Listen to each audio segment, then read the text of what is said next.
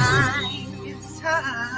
It's time. I know it's time. The generation for reparation. Pay up, time to pay up.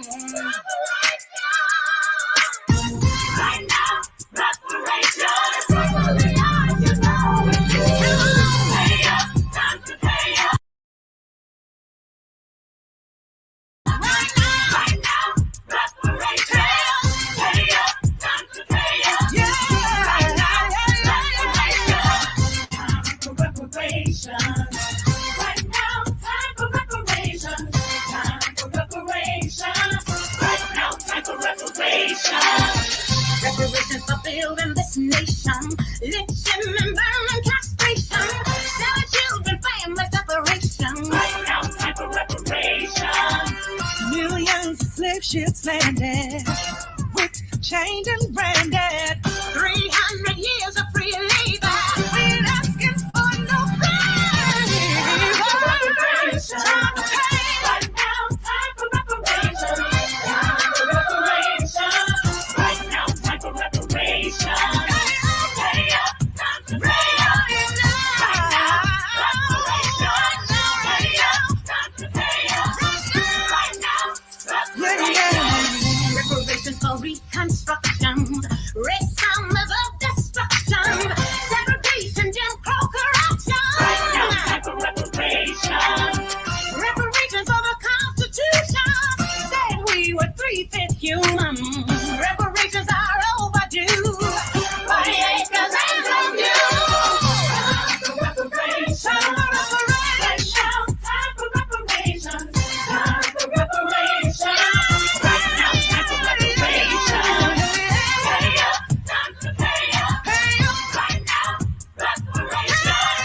reparation. Pay up, time to pay up. Right now,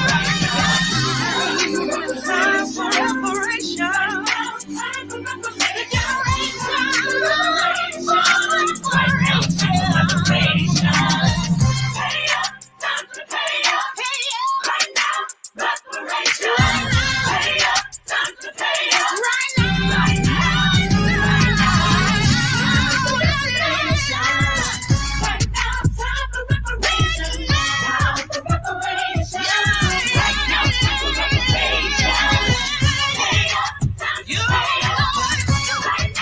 Time for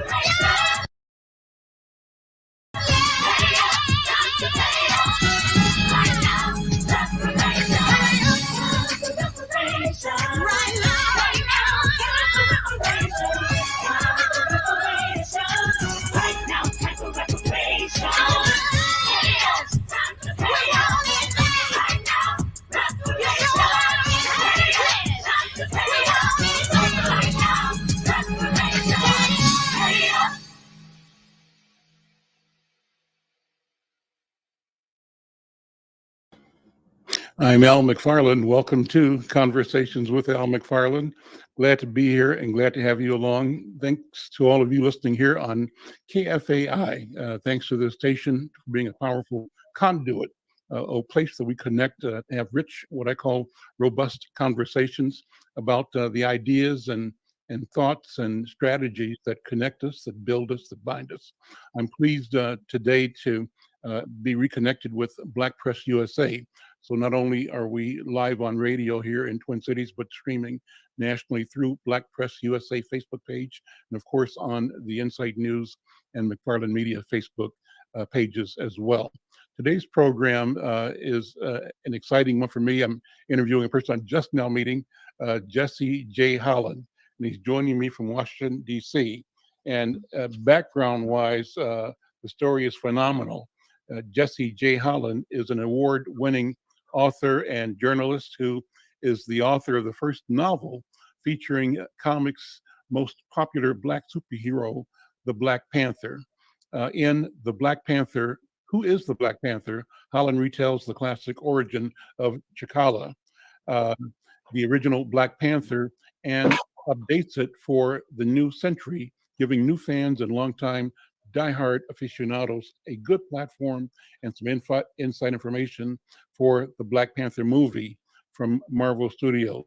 The novel was recognized with the NAACP Image Award nomination for Best Fiction in 2019. Jesse is an accomplished novelist, having also been trusted by Lucasfilm to chronicle the history of their newest Black hero in Star Wars, Finn, in the Star Wars young adult novel entitled Star Wars The Force Awakens, Finn's Story. There's more to say about him, and we'll get into that as we go. Brother Howard, good afternoon and good to see you, man. Thank you so much for having me today, and great to see you, Al. Well, let's talk about when I read your information, you sort of awakened in me this general curiosity of what I call Black or Afrofuturism. Right. I often wonder, how will the world look 100 or 1,000 years from now? How will what we do today be the source, the conduit, the thing from which the future is derived, and how much of our thought, intellect, genius will be imprinted in that future? And I worry that the future, as prescribed by so-called general or mainstream media, seems to continue to marginalize people that look like me. And I kind of don't accept that. And I think I shouldn't accept it. And so when I read about you and the way you're thinking, the way you're writing, the way you're doing media, and the way you're focusing on the future, I'm encouraged. So let me start with that. Let me ask you to introduce yourself to people that don't know you and your work. Well, once again, thank you to everyone who's out there listening or watching. Once again, my name is Jesse J. Holland. I am, like Al said, the author of the first Black Panther novel, which was called Black Panther, Who is the Black Panther? And I am the editor of the newest Black Panther book, which is called Black Panther Tales of Wakanda, which 18 great writers, including myself, came together and wrote our own stories of Wakanda. Some people chose to write about T'Challa. Some people chose to write about Shuri. Some people chose to write about Killmonger. But we brought these 18 great Afrocentric writers together, and we all came up with our own vision of Wakanda and our own story of Wakanda, including the great Nikki Giovanni, who came into this work and actually of the Black Panther. So go out there and pick it up. You can find it everywhere and you can find it on Amazon, Barnes and Nobles, anywhere you buy your books, you can find Black Panther Tales of Wakanda. I'm also the Saturday host of the Washington Journal on C-SPAN, which is a call-in talk show where America gets to talk about what it wants to talk about. And I'm also a professor of journalism in the School of Media and Public Affairs at the George Washington University. So as you can see, I'm a little busy, but I love doing it all. Now, back to your question about Afrofuturism. Mm-hmm. I am a longtime comic book and science fiction fan. In fact, the first movie I ever saw in a movie theater was Star Wars, the original Star Wars. Really? That was the very first movie I ever saw in a movie theater. And not to be dating myself, I was in first grade when I saw that movie in a movie. You're a young guy. Right, exactly. So I'll take that. Thank you. Yeah. But when we look at how science fiction and fantasy has been portrayed over the last 50 years, every time we see a major science fiction or fantasy movie or television show, there's usually only one Black character, and that character is barely a side character. Mm-hmm. So their vision of the future is a future where we're still in the background. Mm-hmm. Afrofuturism is about writing a future where African Americans, where Black human beings are not in the background, but they are the main characters. They are the heroes. They are the people who drive the narrative. We've spent so much time being pushed into the background. Several writers, including myself, want to see ourselves as the heroes of the story. Mhm. And frankly, that was one of the things that draws me toward writing Black Panther so much, because it's a genre, it's a character, it's a narrative that's about Black people. Instead of being the Black people being the helpers, the scientists, the sidekicks, it's a story about Black people. And that's really what Afrofuturism is about, taking our story into the realm of science fiction, taking our stories into the realm of fantasy, taking our stories into the realm of the future, which is not something that other people have been doing for us. So there are a lot of writers out there in the Afrofuturism genre who are writing our stories in these new worlds. So do you think that our stories in the new worlds in the future will simply be variations on what our European and fellow humans do? Or is it likely, is it possible that we will bring something different, something unique, something still human, obviously? We share that with every other human on the planet.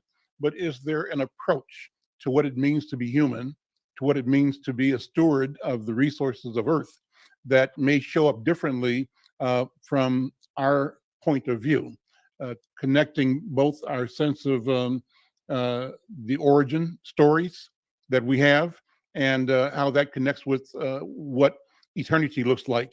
I think that's the next. What do you think?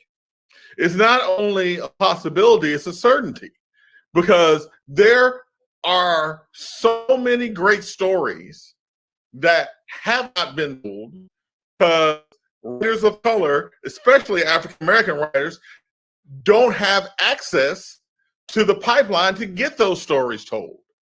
This is why we see such great reaction to stories like Jordan Peele's Get Out. Mm-hmm. This is why we see such great reactions to stories like Ryan Coogler's Black Panther. Because while we're still using the classic archetypes of horror and superhero, Mm-hmm.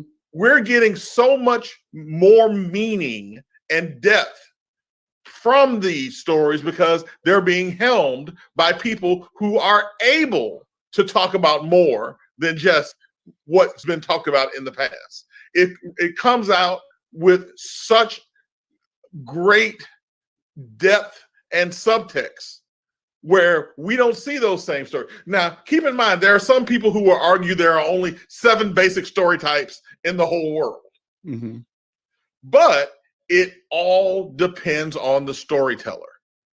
And when you have a person of color, a Black man or a Black woman telling these stories, you get a perspective that many people in the world have never seen. And for people like us, we've never ever seen reflected on screen.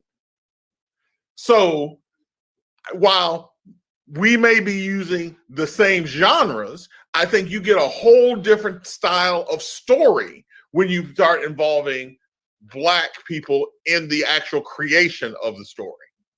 And so, what does that mean in the context of the emergence of places like Nollywood and the Ghana film enterprise, South African film? I think Senegal, Cote d'Ivoire have strong initiatives in film.